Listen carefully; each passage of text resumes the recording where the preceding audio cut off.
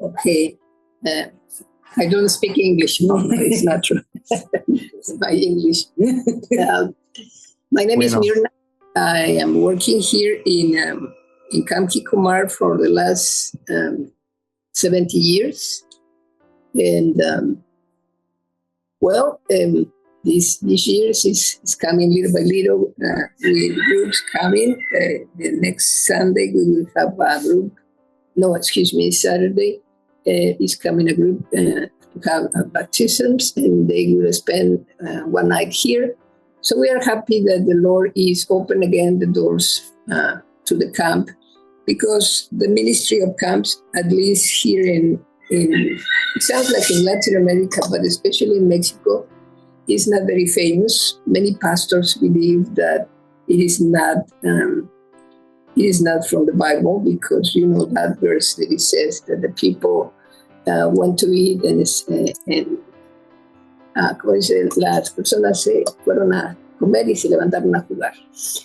The people come to eat and then get up and play. They don't believe in using recreation exactly as a spiritual tool. Because it's written in 1 Corinthians, so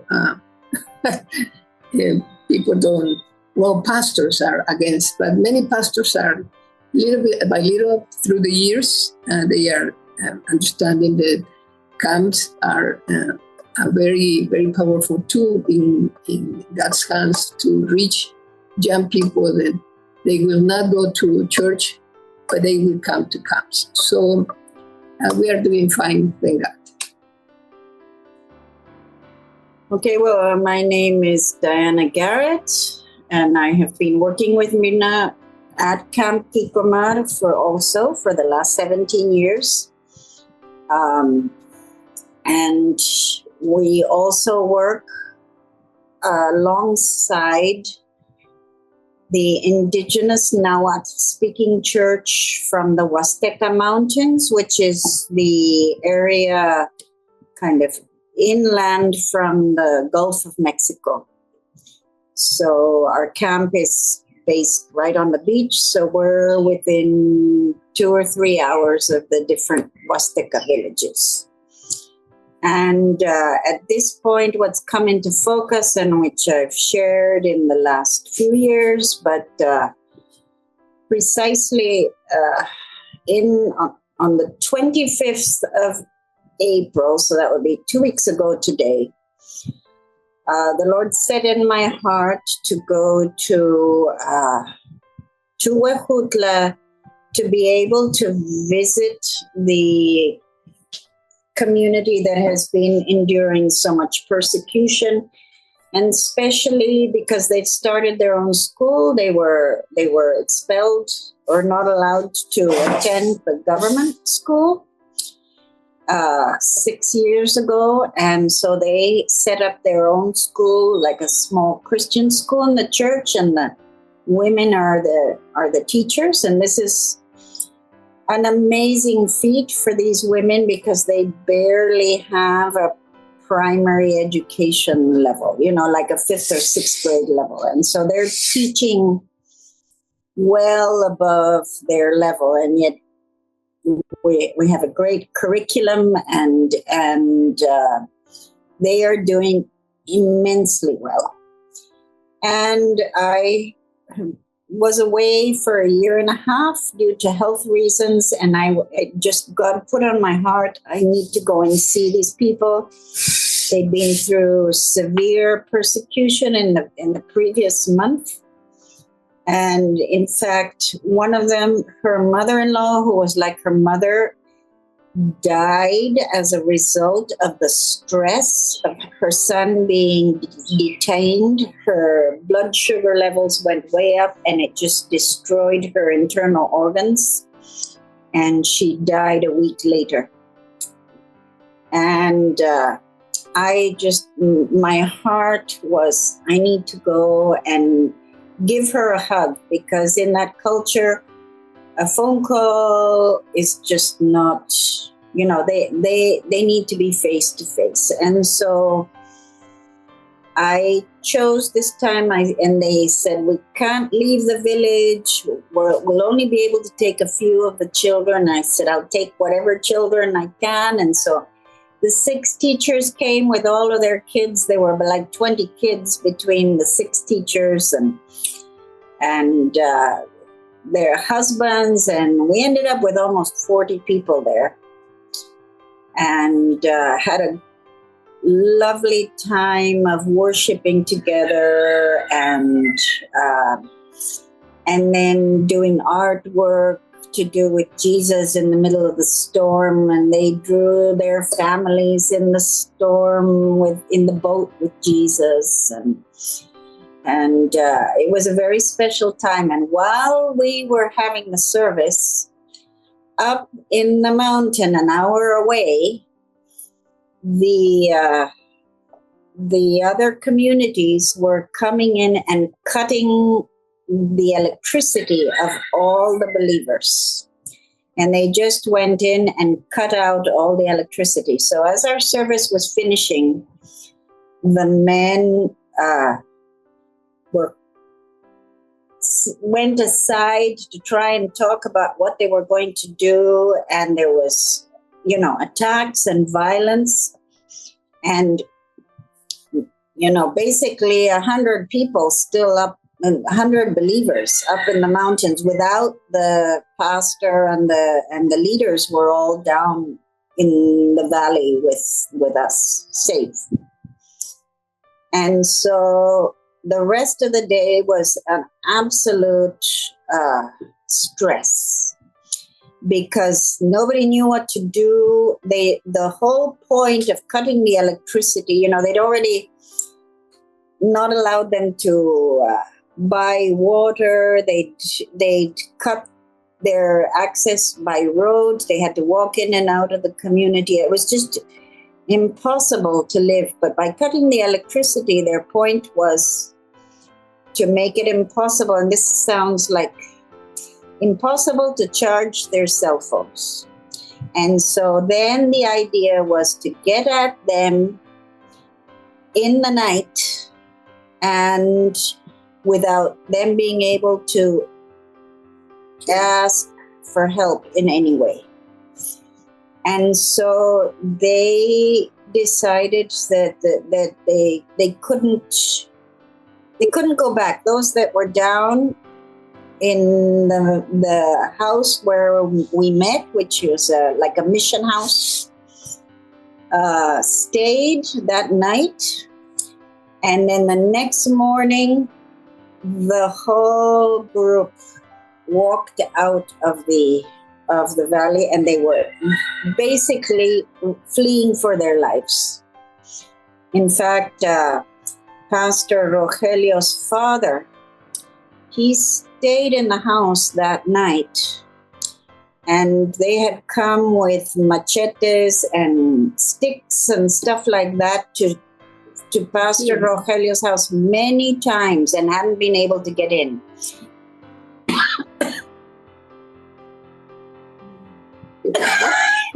Excuse me.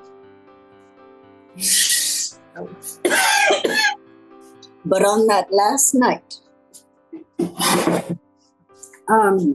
they did get in to the house. And the only one there was Fausto, Pastor Rogelio's father. And he said he hid in a corner in his bedroom. And he says they were searching, because of course there was no electricity. They were searching with flashlights, and he was right in front of them, and they never saw him. And, many of them were attacked. Many of the men were attacked with machetes or with, and another one would pull the machete out of his hand and get cut. But, it's a miracle that nobody was killed. And the next morning, everybody came down off the mountain,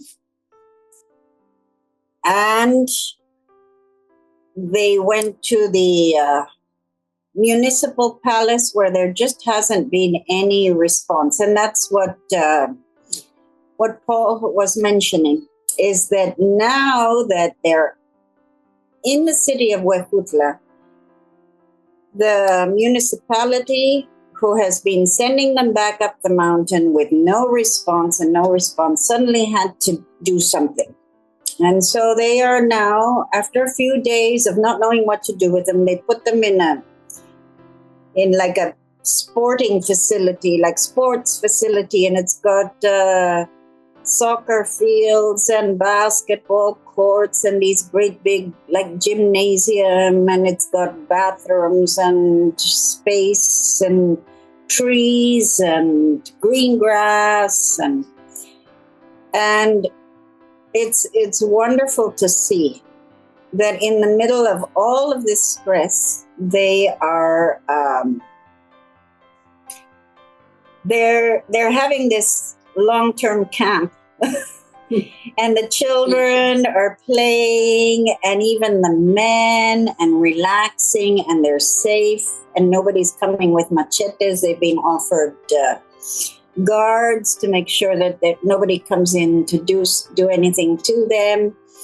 And the evangelical church, regionally speaking, but also all around the country, have stepped up to the plate to provide food because there's 140 people there, and another 35 that are working in like migrant worker stuff. So it's a total of 175 people that are expelled. And they're trying to pressure the government to do something to get them back in.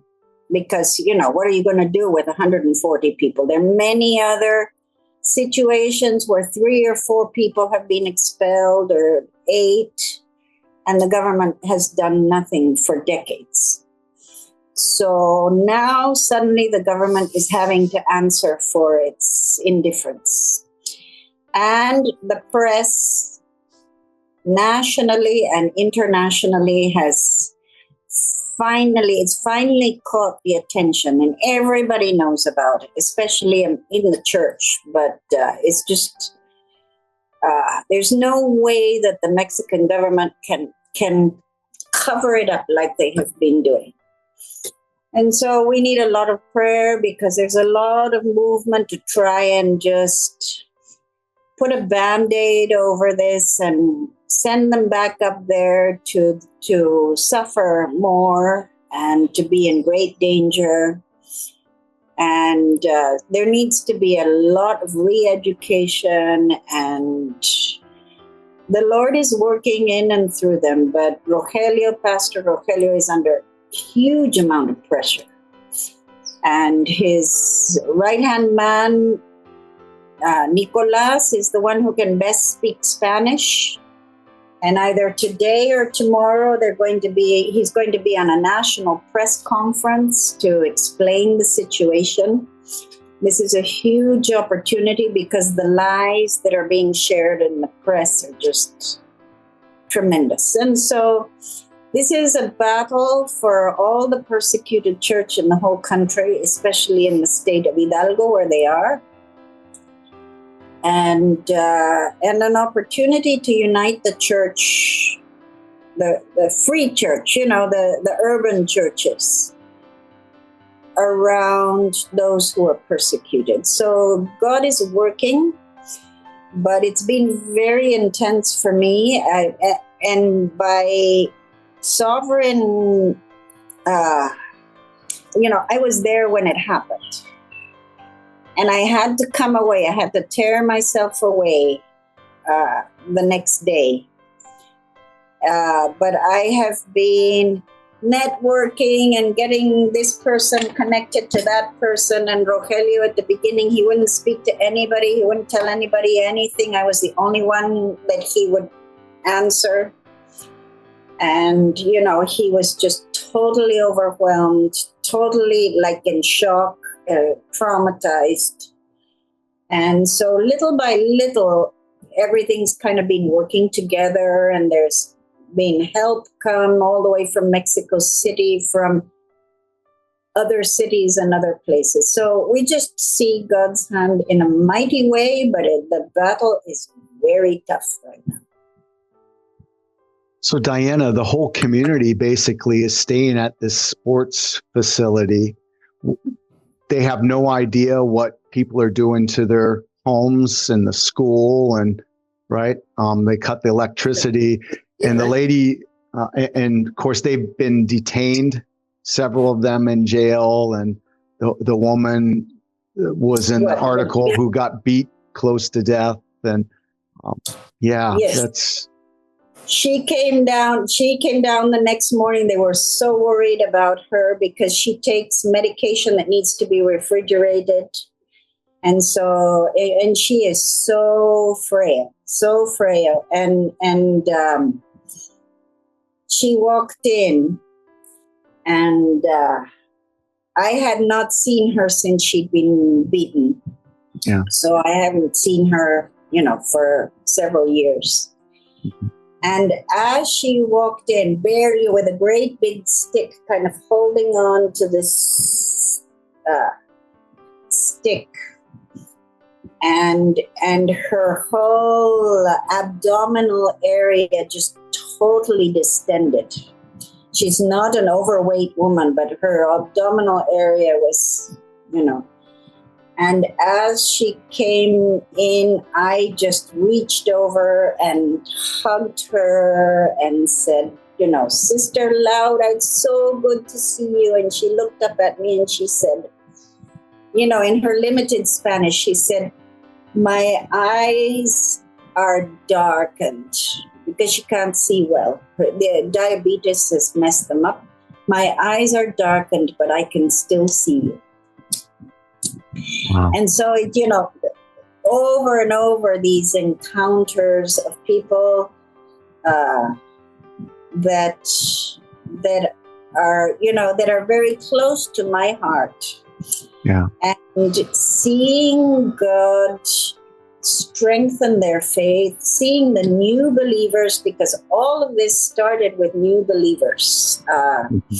It was the community said, hey, you Christians keep stealing our people. And so there were 6 or 7 new families, and they just couldn't stomach that. That was and so you get these new believers standing there. The church, they went and raided the church and took out a lot of school materials and instruments and lots of stuff. And then they put a barbed wire fence around and don't let anybody in. And a number of the people weeks before had their houses fenced in, and they were having to live with somebody else. So they were already expelling other people. And yes, all the electricity, and even the family members or people who are not in agreement with the persecution, they had their electricity cut too. Even though they're not believers, they cut their electricity. And these are people that claim to follow Christ that are persecuting other Christ followers, right? Yeah. Well, that's what's so hard for us in America to understand, right? Right. Well, it's a very, they call themselves Catholics, but it's a very syncretist, animist type belief. Yeah. And so they're just entrenched in their patron saints and so forth, and there's a lot of belief systems that are not they're not Christian in any way. It's not a biblical sense of Christianity at all. No. So, but God is working mightily. One of the new believers who was, he'd been a believer for like 3 weeks, and he was put in jail. The way he became a Christian was because a Bible had been confiscated some 5 years ago from the same church. And the Bible was sitting in the call it the where the town hall of the desk. It's not really a town hall, but I don't know what to call it. You know, a small, and it was sitting there in the office, and he started reading the Bible, and he was just drawn to the scriptures. And so later, when he saw Rogelio, he said, "Can you explain this and this to me?" And Rogelio led him to the Lord. And, within 2 or 3 weeks, he was in jail for it. So, and he spoke to me in his wonderful, fresh faith, so, happy about what he's done, the drastic life change. I talked to another of the new believers' wives, and she was very, very shy. Usually women are very, very shy there. And finally, I said, what have you seen in taking on the Christian faith? And her final answer was, before I couldn't get on with my husband, and now we get along well. And so that's worth losing her home, losing their animals, the little girls crying because their goats, their lambs have nobody to feed them. One lady, she just broke my heart because she came down with a baby, a few months old on her back, wrapped in a shawl, and tears in her eyes. And in a market bag, she had a rabbit. She brought her living rabbit. She says, "I brought my rabbit. Can you keep my rabbit?" So, there at the mission house, they quickly found a box and some grass and put the rabbit in there to calm down. But it just, to see the flood of people coming in, and, people who could hardly walk, and Fausto has a messed up knee, Paul, but Fausto. Yeah. And just to see, they had to walk off the mountain because they couldn't take vehicles, and it was just like, get out, leave. Yeah. So it's a very difficult situation, but they are at the moment safe, but they need answers soon. Yeah. Amen. So what about you? You both look like you're doing well. You both have energy. I like that laugh. You're like, yeah, appearances, right? Diana is going back in June to Costa Rica to have more tests and to see how is she doing after her illness with cancer, And when she said that she needs to return from Huejutla, and she was with a lot of pain in her heart, is because emotionally the doctors are forbidding her to have a lot of stress, because her heart is not precisely in good shape. She says that everything is okay and she is stronger like Samson, but one thing is that she's going back in June just to see if she's saying the truth or just pretending. So, there's no Pura Vida in Hidalgo right now. Please pray for her, because for Diana it's very difficult to be far from here, especially not just for the persecuted church, but also because she's a teacher by heart. So she's teaching the 3 boys here at the camp, and they are doing remarkable well. And she said, I relinquished years ago my call to be a teacher, but now that I have these 3 boys again, I feel absolutely happy. And so the boys are responding really nice. They just want to be here. So studying with her. So we are doing fine.